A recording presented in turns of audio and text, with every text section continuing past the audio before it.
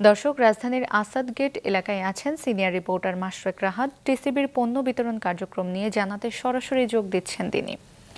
রাহাত, টিসিবির পণ্য বিতরণ কাজ কেমন চলছে এবং পণ্য ঘাটতির যেই অভিযোগ ছিল তার কি কোনো সমাধান হয়েছে?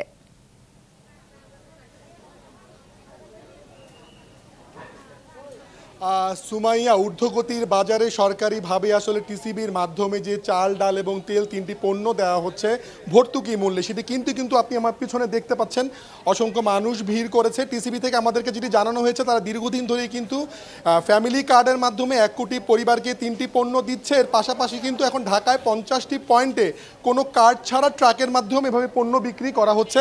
কার্ড ছাড়াই মানুষজন পণ্য নিতে পারছে। আমি আসলে সকাল থেকে এরকম কয়েকটি যে ট্রাকের মাধ্যমে পণ্য বিক্রি করা হয়েছে সেখানে ঘুরেছি। অনেকেই কিন্তু অভিযোগ করছেন যে তারা আসলে লাইনে দাঁড়িয়েও পণ্য পাচ্ছেন না।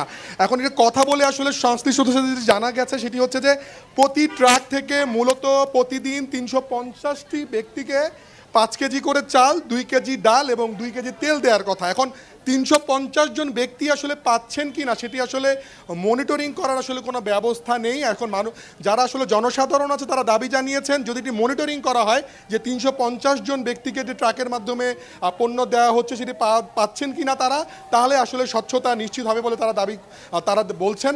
এই পাশাপাশি কিন্তু টিসিবি থেকে আমাদেরকে জানানো হয়েছে যে 1 কোটি ফ্যামিলি কার্ডের মাধ্যমে পণ্য দেওয়া হয়েছে, সেখানেও তারা আসলে কিছুটা স্বচ্ছতা আনার চেষ্টা করছেন। এখন আসলে 57 lakh card smart card, 43 lakh card হচ্ছে হাতে লেখা, সেই কার্ডকেও তারা আসলে স্মার্ট কার্ড করার উদ্যোগ নিয়েছেন। জানুয়ারি থেকে সেটি হয়ে যাবে বলে তারা আশা করছেন। এর পাশাপাশি ডিলাররা যে রয়েছেন তাদের বিরুদ্ধে যে পণ্য চুরি করার যে অভিযোগ রয়েছে সেই বিষয়টিও তারা তথ্য যাচাই বাছাই এবং খতিয়ে দেখছেন বলে প্রতিষ্ঠানটি থেকে আমাদেরকে জানানো হয়েছে।